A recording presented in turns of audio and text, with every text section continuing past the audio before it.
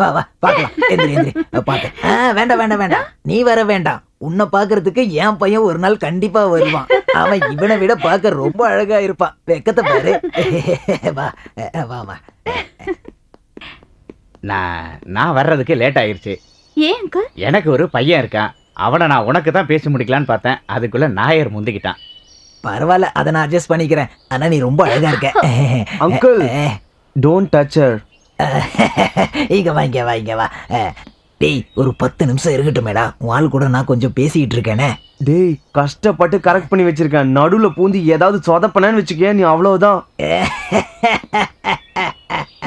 ரொம்ப கூச்சக்காரனா இருக்கான்.